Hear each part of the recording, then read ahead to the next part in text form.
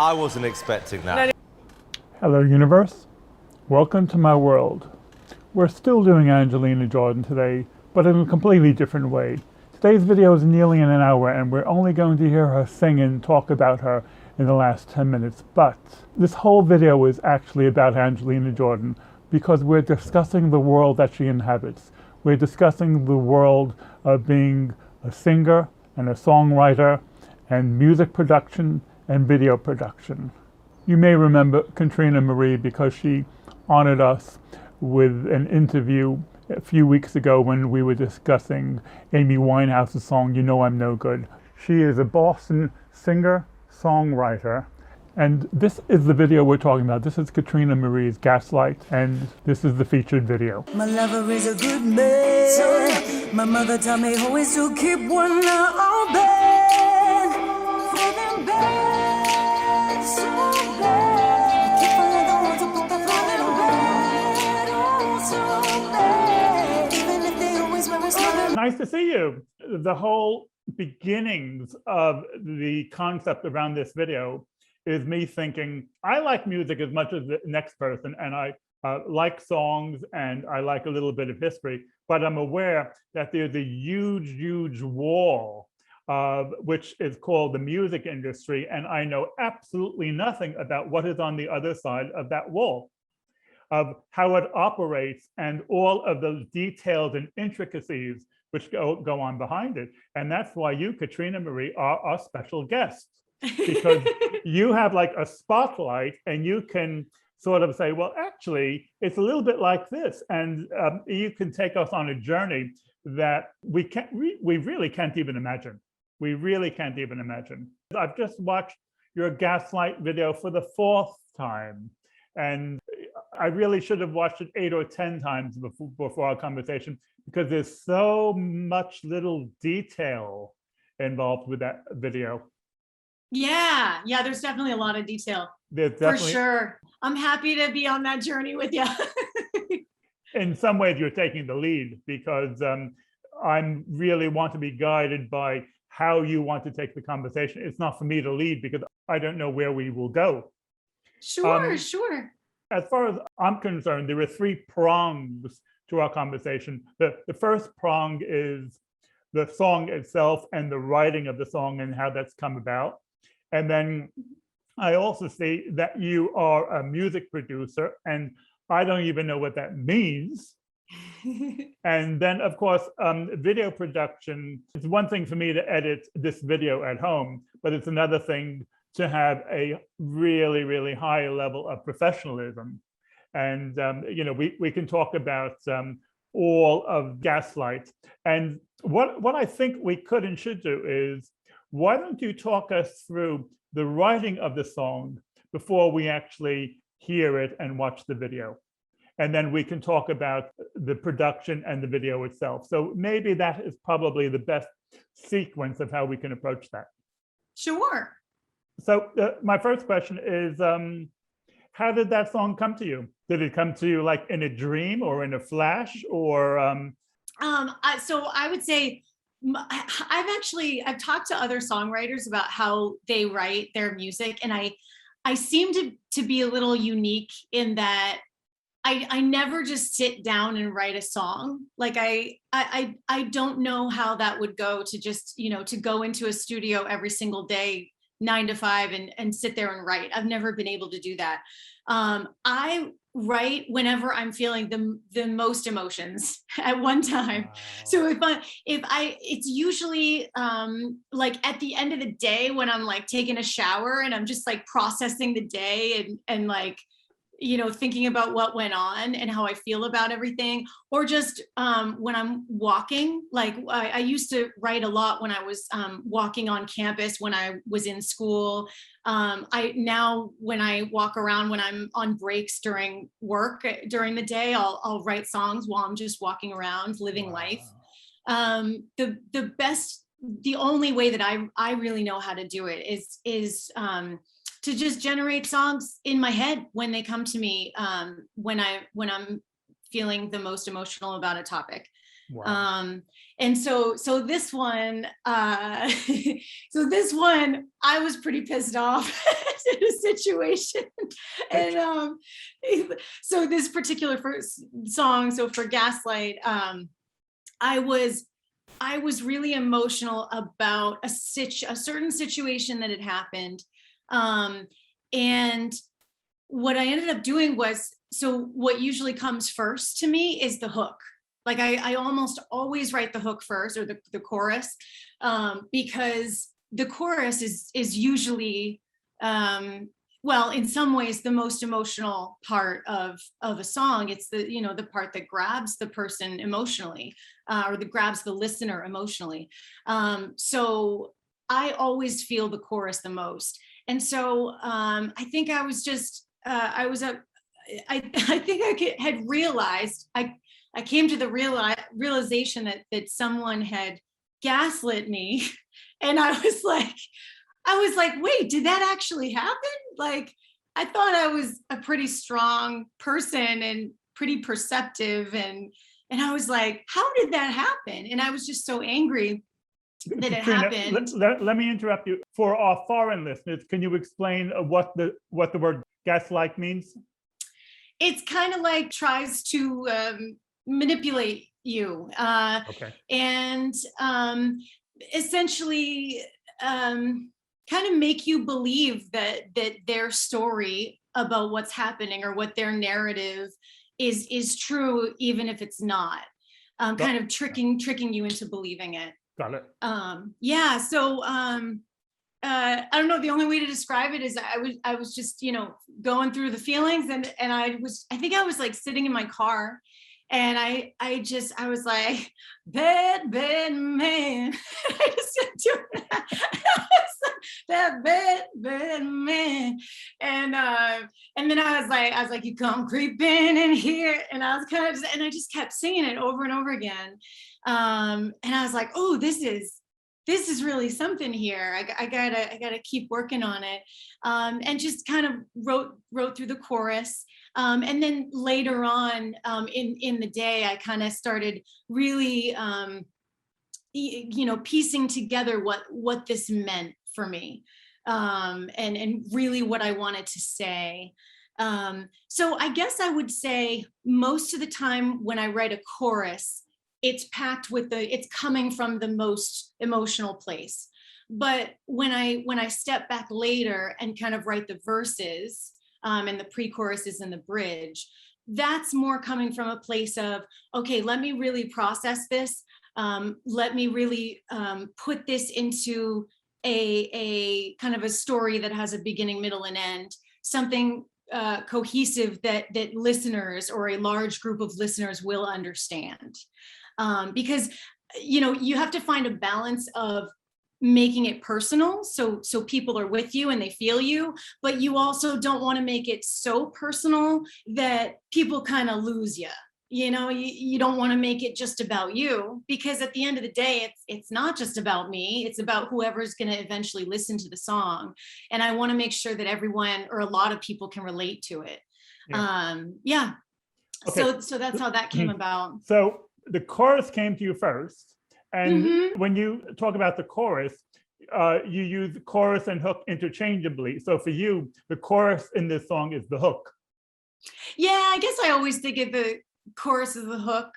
Maybe just because usually my choruses are the most engaging part of my songs, I guess. Because I have heard the expression 10% inspiration and 90% perspiration for the creative process, whether it's like a poet, for example, you have a little inspiration, but then you have to sit down and really, really strain and push, et cetera, et cetera. But with you, it sounds like it's 90% inspiration. You have to wait for the inspiration to come to you, as opposed to just sitting down and forcing it out. Yes. Oh yeah, absolutely. I've tried probably a couple times in my life to sit down and write, but it never works. I never write anything that's worth listening to or that I even want to listen to.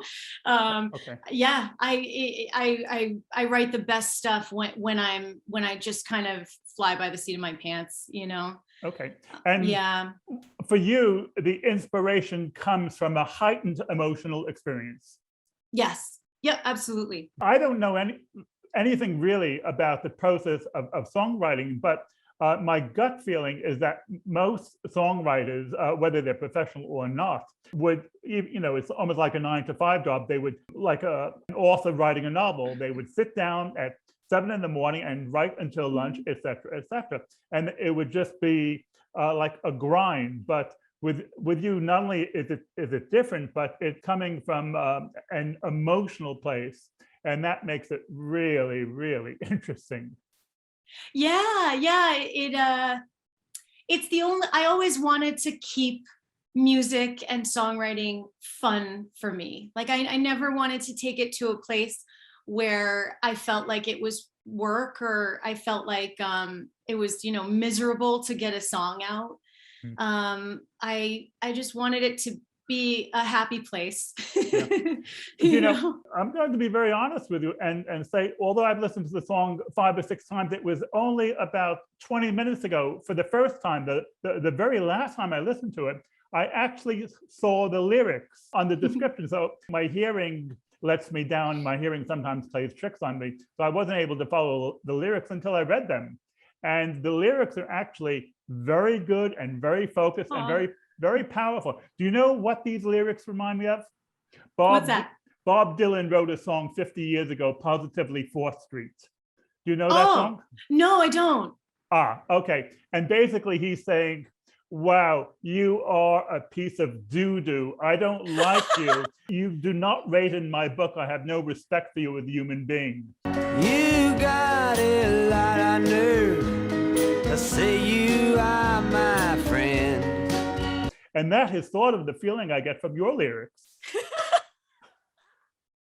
That's great. I love it. Yeah, there's very little respect there in this Yeah. circumstance.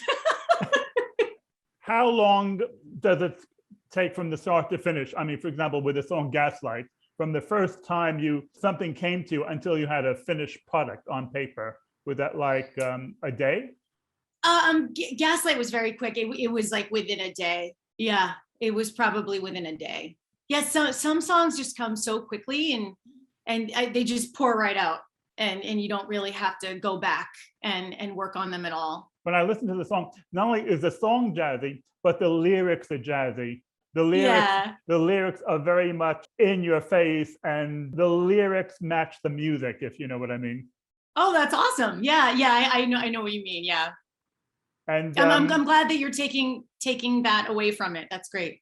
yeah, and I know, for example, some poets say that they actually never finish writing a poem. 6 months after they write a poem, they can be in the train and they can say, well, actually, I can change it this way. It's better if I say it in a different way. But I guess if there's a relatively short gap between the writing of it and the recording, you probably don't have that luxury.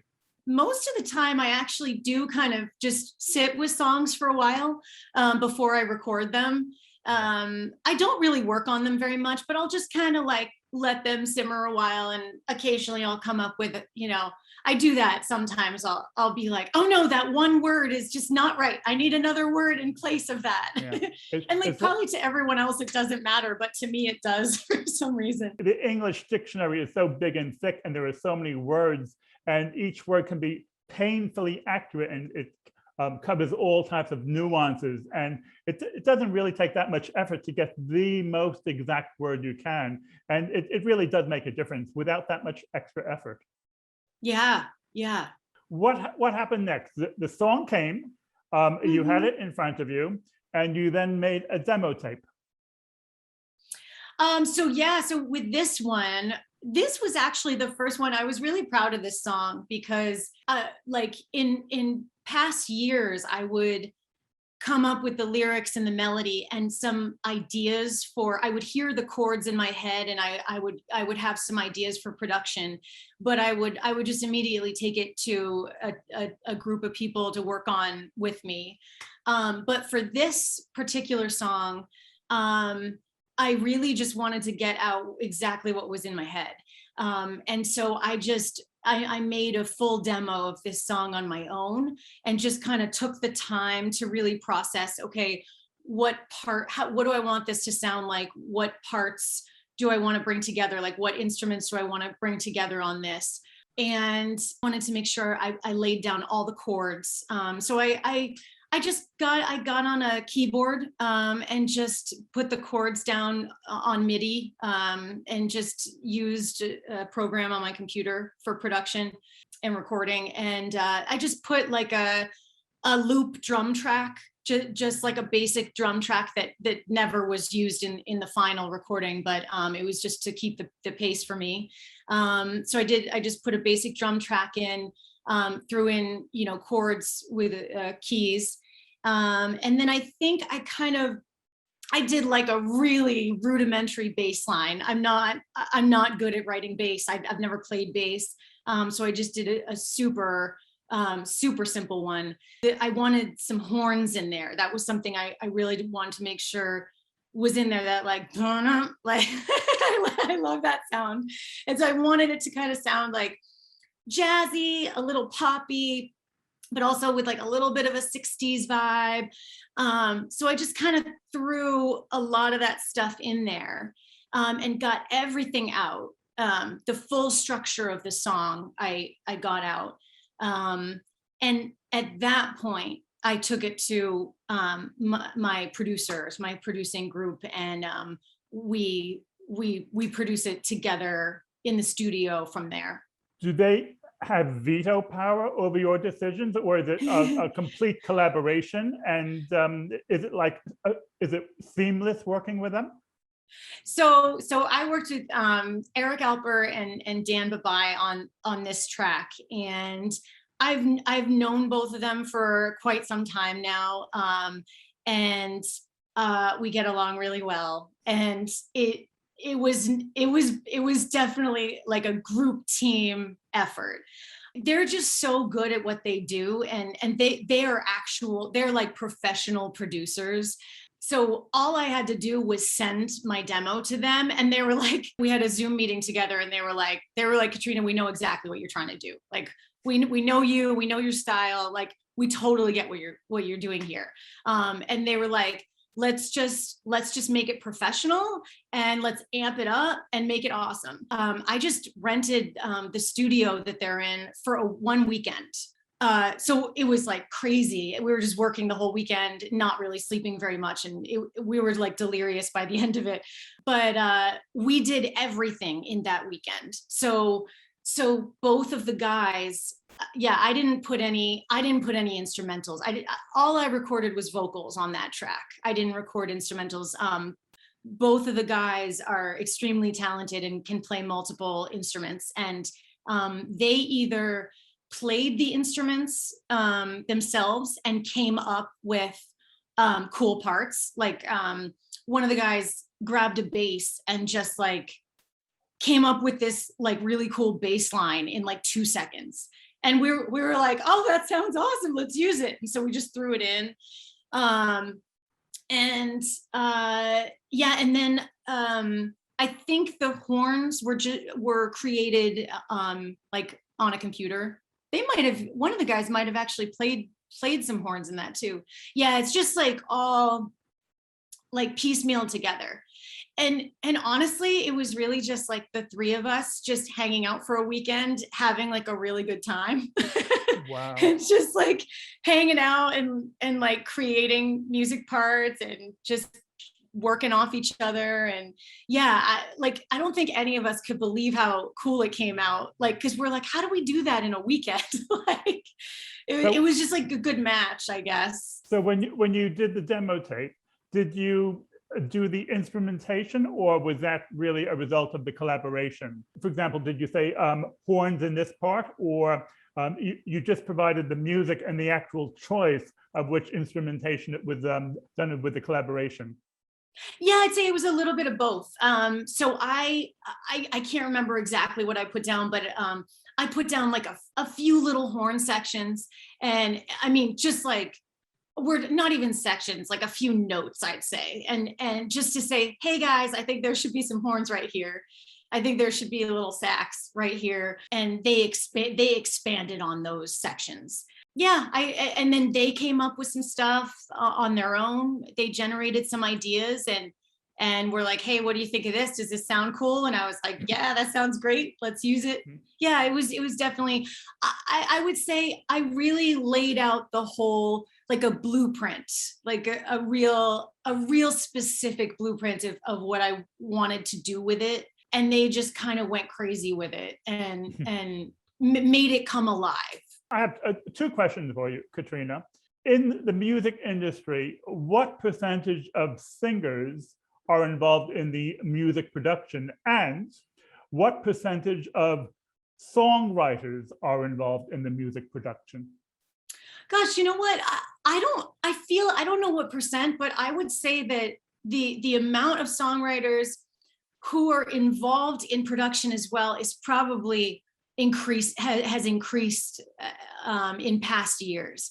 I think that production has been, I think most songs are very heavily produced these days. Like most songs kind of in the pop genre, ones that you're gonna hear on the radio a lot or see streamed online a lot, are just a lot of production goes into it. Okay, so when you say overproduced, you mean like they're overcooked? They should be more like Spartan? They should be more minimalist? Well, it depends. I guess that's another conversation. Like, there's a time for songs that are super simplified, and where you're just listening to a guitar and someone's voice.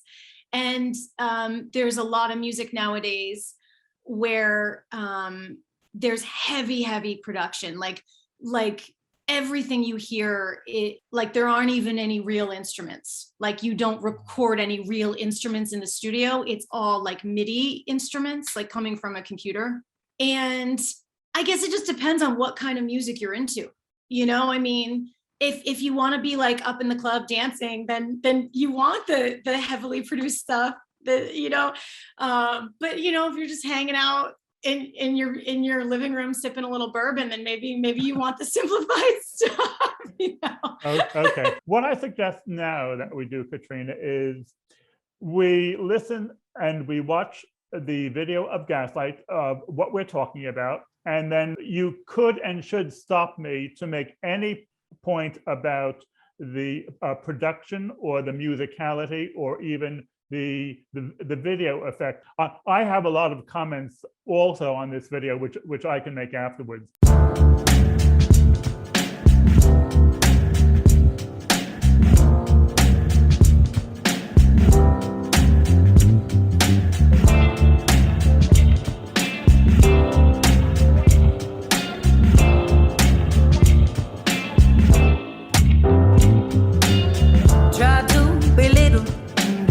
Try to deceive, build up your narrative and get the best of me.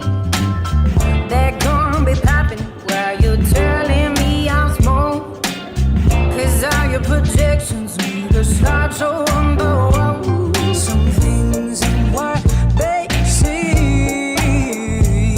It's so hard to believe. There's such a bad man creeping in here. Now ain't necessary. I'm in the door with fear. Have to protect myself. My limit making. Now you cry all night, 'cause I put out your gaslight. 1, 2, 3 seconds to get my head out of the sky. How did you make me believe that I started all them fires? When I started making this, coming up with ideas for the video, I really wanted to I really wanted to reflect the lyrics of the song in the video, and kind of reflect like the message of the song as well. And so that portion of it right there, I was like, how cool would it be? Because I'm talking about, it took me a minute to get my head out of the sky. Like it took me a minute to realize that you were gaslighting me. And so I said to my videographer, Corey Webb, I was like, it would be really cool if you could use the camera almost as though your head is in the sky, like so that the viewer is now gets the perspective of the video. And so we actually timed it so that that was a tough time, and we had to shoot that a lot of times. So we timed it so that the camera was up in the sky and then came right down on the beat to face me while I started singing. I have three things I want to say.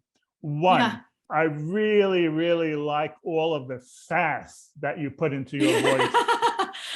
I mean, for me, that's really one of the features. I really like that. The other thing is, I like the visual bridge of when you throw the beach ball from the bridge to the beach. That's a really, really good visual bridge. And I don't know if this was conscious. I don't know if you will be hearing this for the first time. But when you show the sky on the beach where you're taking your head out of the sky, in the English language, one takes the head out of the sand, and the sand is virtually in the same moment. And so, right? I didn't even think about that. It's what is called an unconscious playing with words. That's so cool. Yeah, it is cool. That's awesome. I love when that happens. Yeah, me too. I love it. And if you take your head out of and it's on the beach, people are expecting to hear the word sand, but it's actually the sky. If your head is in the sand, you're like an ostrich and you're not seeing what's going on around you. If you're taking your head out of the sky, it means that you have all of these ideals which are quickly coming down to earth. Ooh, I love it. I'm so glad that captured all that. Yeah, that's great. Exactly. And you can miss the lyrics, but even if you follow the lyrics, you may not follow that. But if you just peel away a little bit, there can be a lot more hidden stuff. And also what's really cool is that what you just exemplified was that every person that watches and listens is going to have a different perspective on it, and is going to find little hidden gems that I didn't even know were there, because it means something different to every person. Yeah, and that's super cool. That's like poetry, and yeah, and writing a song is like poetry. And you put a pebble in the pond and it ripples out, and you don't worry about where the ripples go. Yeah, yeah. Okay, let's carry on. Don't bother explaining. I got books from 92 describing your bad behavior. It ain't nothing new. Some things ain't what they seem. It's all so hard to believe. There's such a bad man who come creeping in here. Now ain't necessary that I've been riddled with fear. Had to return to myself. My limit making I cry all night. 'Cause I put out your gaslight.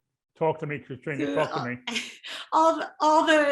Those poor Corey with all the water scenes. We have to have these like cool transitions, and actually a lot of the transitions, like basically what we built this off of was this kind of message. It was like a story of like, there's going to be 3 scenes, and one of them, the like umbrella scene on the bridge, is going to be like, all scenes involve water in some way.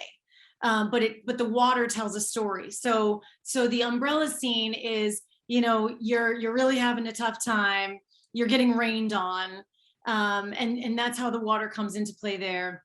Then you find a beach ball because maybe a light turned on and things are changing in your world a little bit. You're feeling a little bit better. Then you go to a beach scene where you are feeling happier. perhaps a little bit more confidence and a little more sassy. and maybe you're feeling a little bit of anger and you're kind of processing that. And you're getting your head out of the clouds and you're coming to these realizations.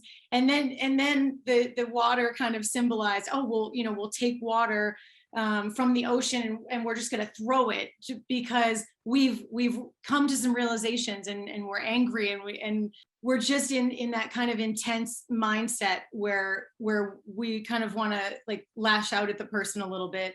And then we go to scene 3 where we kind of saw the water as coming from a watering can to create growth, because the person has gone through this, upsetting time, the depression, then they've moved on to the figuring things out and kind of getting a little angry, coming to realizations, and now they're kind of growing as a person and learning how to deal with that. So then we got the sunflower, and we were like, okay, I'm gonna water a sunflower, and the sunflower will symbolize the growth. We could not find a sunflower anywhere. It was awful. We found all of our props. We wanted to have it like nice and colorful, like really eye-catching and cool. But that one piece that we just could not find was a sunflower. And we ended up ordering one online. We found one, and people have told me they think it looks real. So I'll take it. Yeah, I thought it was real. What I like about the 3 scenes that you described, the bridge scene and the beach scene and the sunflower scene, is you are able to capture and project 3 different persona. With the sunflower scene, you capture a certain type of innocence in your movements and how you are, and that comes across really, really well. And in the bridge scene, you probably come across more sexy, and in the beach scene, you come across more sassy. And I especially like all the different movements that you do on the beach scene. Now, whether that's spontaneous or whether you just felt it, or whether that was pre-planned with making the video, that really works. That really works. I'm so glad to hear that. That's awesome. One of the reasons I'm glad to hear that is there was zero preparation in that at all. Like it actually, we had an issue with the beach scene. There was like these are like all the weird behind the scenes things that you never see. Like the video comes out looking cool and you don't realize the craziness that's happening behind the scenes. We got to the beach in the morning and we were so prepared. We had all our stuff, all the equipment, and there was like an issue with like parking or something. And so they were telling us that our cars were going to get towed. And so we basically only had an hour to shoot that whole thing. Wow. Like all that beach stuff, and just prep work alone takes an hour to get set up for a shot like that. So it was like a crazy time. I did not prepare any of that, and it was basically like, okay, what movements can I make as quickly as possible to get this done? But also like an element of like I was feeling it too. I tried to like feel the music as I went about the moves or whatever you want to call them. There was no choreography involved. After you write the song and after you sing it and you produce it and you are dealing with the song for 3 weeks or 3 months, can you still feel it? Does it still come to you feeling fresh? Or do you get jaded and get overly accustomed to it?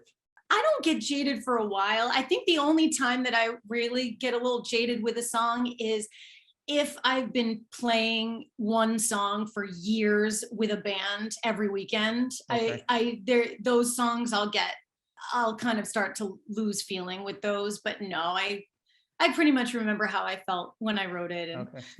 Katrina, I have to tell you something which might make you smile. Every time I watch this video, I wait for you to use a sunflower as a microphone. That's awesome. That's awesome. And because it's exactly what it looks like. It looks like a microphone. That's cool too. I never thought about that, but yeah, I guess you're right. That would bring a video full circle. Okay, we haven't seen the yellow dress yet, and we haven't seen the sunflower yet. So let's carry on. My lover is a good man. My mother taught me always to keep one eye open for them bad.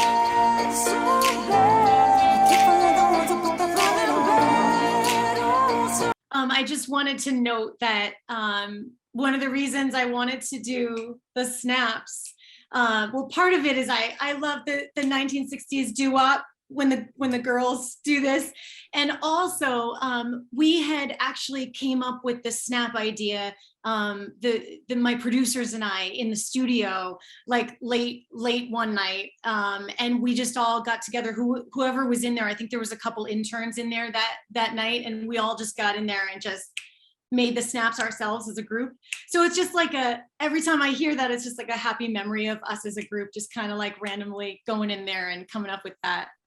It really, really works, because not only is it a snap, but the shape that you do, it's almost like a seashell. It's almost like, oh my gosh, the shape of your hand. So, it's extra creative. Yeah, I really that's like so that. cool.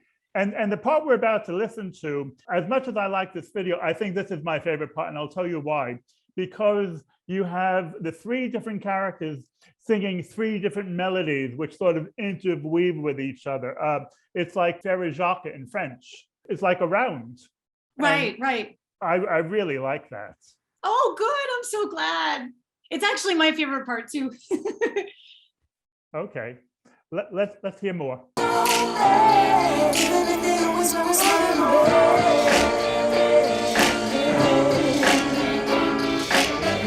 be careful when you make on the streets. Be careful you're just on a train in a bus.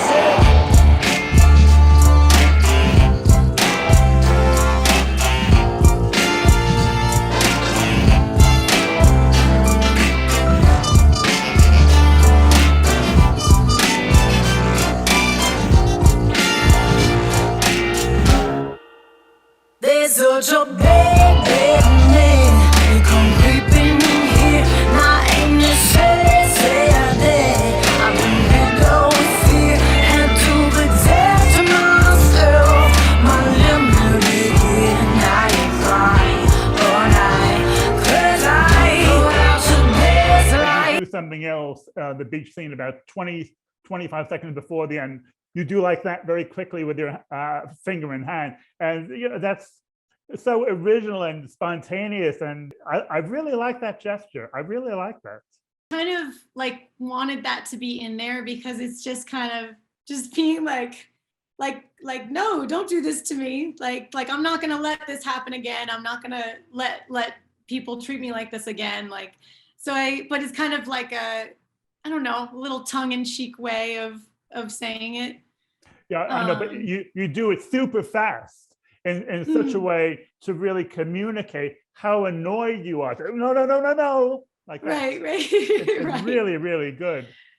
Right. Oh, thank you. It makes me sad and surprised and angry that this song and this video has not gone viral. Aw. It's hard to get your music in front of people's eyes. It's so heavily saturated right now that it's just hard. Yeah. But I would love to get it in front of more eyes, and I'm gonna keep trying. Yeah. If you will allow me to quote a professional poker player, he once said, "It's the hardest way to make an easy living." And I think being a musician is the hardest way to make an easy living. Yes, I would agree. You don't want to be in an office between 9 and 5 pushing a pencil. That's also not a very attractive option. Right. Yes, some of us people who work in music, it's just such a passion that most of us have gone through hell and back with struggling financially, and also at various times in our lives, and also just in a lot of circumstances not really being very respected in general by society as artists. And I think most artists have felt that way at some point in their career.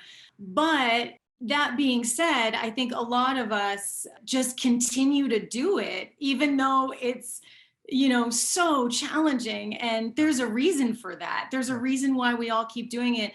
We're just so passionate about it, and we're so passionate about our art. and not just about our art, because if we were just passionate about our art, we would just sit at home and make it and not care if anyone sees. But I mean, I can only speak for myself, but I'm passionate about that connection with other human beings that I get from creating art. And that's why I continue to do it, even though it's so hard. That's what life is about. Life is about connecting to other human beings. None of us want to live in a cave and isolated. You know, we basically are a social creature. We bounce off of each other and we define each other and we grow through and with other people. You know, that's what it's all about. Absolutely. Yeah, for sure. This is a very good moment for me to tell you what the title of this video is going to be. What's that? There was a fellow who did a TV program for 25 years called Inside the Actor's Studio. This video is going to be called Inside the Artist's World. Oh, I love it. That's perfect. Yeah, I like it. It's very accurate because you are the artist and you are elaborating and describing everything. And for all of us non-artists, it's a revelation. You know, this is why I had this idea to make this video, because even though we've yet to talk about Angelina Jordan, she is a singer, she writes her own songs, she has elaborate videos, and we have to imagine what goes on inside of her world, just as we are now having the definition through you of what goes on inside of your world. I think that's a wonderful idea. I think I love watching videos like that. I'm trying to do something which I'm not a teacher. I'm not trying to teach people, but I'm trying to tell a story. You know, you write a song and you have a story in your song, and I don't write music, but in a way I try and tell a story. Absolutely. Absolutely. Yeah. I think it's a beautiful thing to be able to get a chance to see the reality of the perspective of an artist and what they really think about and what they really go through. I think it's important that we see that, because I think oftentimes today we see kind of a false idea of what a musician's reality is, and maybe one that is portrayed as perfection. There's a lot of nuances that are really important to learn about. So I think that's a great idea. A video like this, I'm trying to show the nature of artistic inspiration. I'm trying to show also the what you would call the grunt work. Yep. You know, absolutely. That's very real. The grunt work is very, very real. For sure, absolutely. Yeah. Even like with this video, I mean, you know, you get what, 3.5 minutes of some cool scenes, but I mean, we went out numerous days in crazy weather, and had to reshoot things over and over and over again because the sun isn't hitting your face in the way that it needs to. We got to wait up. There's people behind you. We got to wait until those people walk by, or you know, it's too cloudy on the beach right now. We got to wait till the clouds go by. We actually had almost what felt like a sandstorm across the beach at the end of shooting, and I was just getting like mauled by sand and trying to look cute at the same time. It's just like ridiculous. So it's always these funny things, and poor Corey's like getting drenched with water because he's trying to film behind some plexiglass, and it was just, yeah, I mean, you definitely make sacrifices to come out with a cool finished product, for sure. Well, yeah, well, for sure you've come out with a cool finished product. Oh, thank you. Now, there is a 15-year-old Norwegian girl who lives in California, in LA of all places, and her name is Angelina Jordan. And I believe before you first spoke with me, you've never heard of her. Is she in LA right now? Yeah, she lives in LA. She lives in I LA. didn't know that. So I guess we're neighbors at the moment. At the moment, I guess we live near each other. I've never met her though. Well, I don't know where she lives, but I know she's in LA, and she's been there now a couple of years, and she's signed with Republic Records. Oh, wonderful. That's great. And she has a production team, and the name of the production team is Stargate. Okay, yeah. And they've produced people like Sam Smith and Beyonce. And there are a couple of Norwegian lads, so she must feel right at home. Yeah, that's great. Yeah, yeah. Now, do you want to listen to a Angelina Jordan record and video and talk me through it, or do you want to make some general comments about what your first impressions are? Oh, let's walk through a video. That'd be fun. Okay. Now, the one you've seen before is Seventh Heaven, isn't it?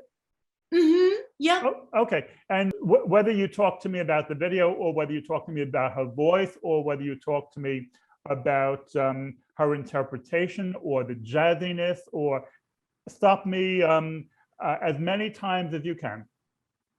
Okay. Go. I love an upright bass. Oh, you know a lot of bitterness. There is nothing to do about it. Life should be, live with hope. Oh, you know a lot of bitterness. There is nothing to do about it. Don't give up, don't give up. 'Cause it's right in front of your eyes. Seven on my shoulders falls heavy.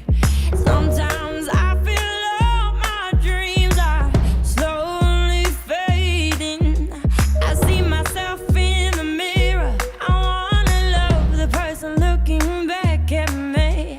Seven on my shoulders falls heavy. Sometimes I wanna be powerful. Gotta find the strength within me. Sometimes you look for a miracle, but there's nothing in you. Sometimes you have to let go. And Well, I love the production on this. Like, I don't know who worked with her on the writing, but it's got all my favorite elements. It's got that nice little tambourine. I love that, and I love that upright bass. Oh, that's awesome. And then on the second verse, the do do do with the piano comes in. I love all those elements. They really just work around her voice so beautifully. And the other thing I wanted to mention was I really like listening to. See, I'm more of a lyric person. I think most people when they listen to songs, they primarily listen to melody first. Like usually it's melody first, and then you get that in your head, and then maybe you kind of go to the instruments a little bit, and then after you've heard it a bunch of times, then you'll go to the lyrics. That's like the typical progression. And I really like to when I listen to music, I always like focus in a lot on the lyrics, because I like to kind of see where an artist's head is at, and see like what their kind of worldview is. And she's got, for this song, it's like you can, well, first of all, you can tell that she's an artist. Like she's writing she may be writing about, how the struggle of being an artist. Like that's kind of what it sounds like a little bit. But also, if you think about, I think, reading lyrics is a great way to kind of like take the temperature of a culture, like how a culture is doing, or how a group of people is doing. If you really want to find out, like poetry and songs are such a great way for that. It sounds like I love that she's a young woman, and she's talking about, looking in the mirror and seeing someone that she wants to, being someone that she wants to become, that she feels good about. And she's saying she wants to be powerful. She wants to be strong. And this seems to be a recurring theme with a lot of like young ladies, like the writing of a lot of young ladies today. And it's nice to see them. You can tell that they're going through a tough time, but it's nice to see that despite that, they are doing their best to to gain power and strength. And I think that's great. I love that she's writing about that kind of stuff, because her peers and people younger than her will listen to those lyrics and believe in them and grow from them. And I think that's awesome. That's really good, how you laser beam focused on the nature of the lyrics and you put it into a social context and you broaden it out. I mean, for me, as much as I love your video, for me, that's almost the high point of the past hour from this conversation, because you've really created a small nuclear explosion into this song just from how you explain those lyrics. Good one, Kate. Oh, thanks. Let's see if we can get more comments. Get lost in the moment. Sometimes you wanna be careless and let go of sadness. Heaven on my shoulders, clouds heavy. Sometimes I feel all my dreams are slowly fading. I see myself in the mirror. I wanna love the person looking back at me. Staring on my shoulders, clouds heavy. Heaven, no. Heaven, no.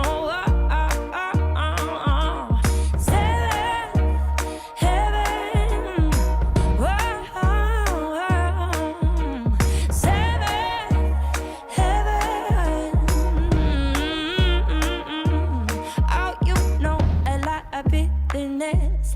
There is nothing to do about it. Life should be, live with her. I would imagine one of the reasons why so many people find her voice captivating is because I think I've told you this before. I think her voice can tell a story. Just the way she uses it really expresses an entire story when she's singing, and I think people can relate to that and feel like they're part of it with her. So that's really, really cool. Because someone introduced me to the term just a few days ago between a concave emotion and a convex emotion in terms of acting. And one of those is where the audience actually feels the same as what the singer is feeling. It's a variation of empathy.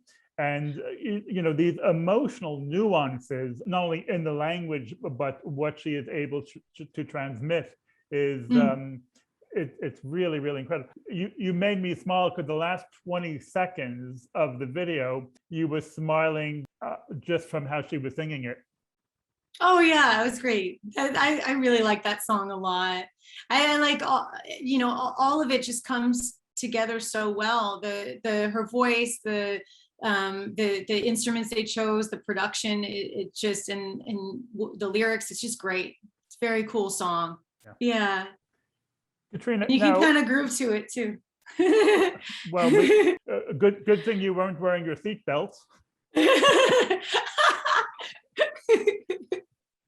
What I'm going to do, I'm going to put on my thinking cap for the next day or two or three and see how I can get you to do another video with me.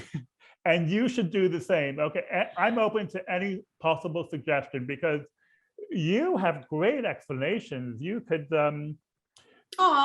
clear and you're focused and you are open. And that's a great combination. And you're on the other side of the fence and you're saying to me and everyone else, hey, this is a little bit of a secret world, but come and take a tour with me. So, you know, we're on for that. We're on for that. So, Katrina, thank you very, very much. I wasn't expecting that.